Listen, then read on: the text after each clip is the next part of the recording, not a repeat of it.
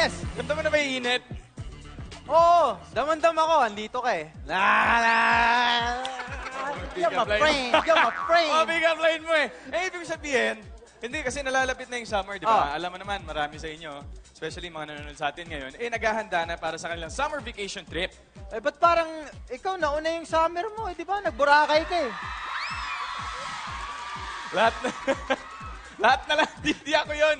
Ay, di ba? Super friend ko yun, si Alden. Hindi ako yun. Ah, super friend Oh, na si... tsaka sabi niya sa akin, kasama niya yung kanyang super... Love. Super friend, super Wow. love. Hinihiba mo yung usapan.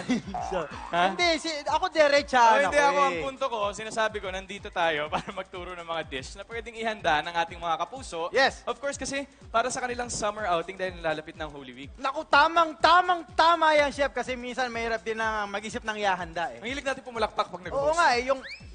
Yan. Lalo na pag bakasyon. Kagaya nitong ito, si super fan mo, si Mary Grace, nag-tweet siya eh. Oh. Ang tweet niya ay... Isisend ko lang sa screen.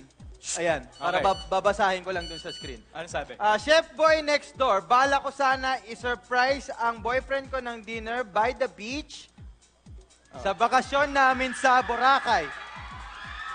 Ngayong Holy Week. Ano po kaya ang pwede kong ihanda for him? Diba ang dami pumupunta sa Boracay na lovers ngayon? No? Ba, ewan ko sa'yo. Dapat ikaw may alam yan. Ikaw expert yan eh. Hindi ko alam yan. Hindi ko alam yan, ha? Ikaw nga. Basta ang alam ko, Expert ka dyan. Dume-day trip ka. si Alden yun! Ay, si Alden. Sorry. Nalito ako. Hindi, ako. Panalo pala nito. Oo! Di Kaya ba? mag-reply ka na sa kanya, sabi mo kay Mary Grace, kung nanonood sa si Okay. Mary Grace ngayon, eto ang dish na isasuggest namin sa'yo. Ano ba to? Ito ang Fish. Be with you. Or pwede rin nating tawaging panalong sweet and sour tilapia. Oh, yun. Mas madali naman pala pag Hindi tilapia, ha? Tilapia. Tilapia. Tilapia. Okay, let's do the chef. Let's do the chef. Okay. Okay. So, eto na. Ang unang-una, kailangan natin ng deep-fried tilapia. We have the deep-fried tilapia? Yes. At para sa ating panalang sweet and sour sauce, sa isang mainit na cooking pan, Aray! easy ka lang, easy ka lang. Init. May hawakan ka pang kamay.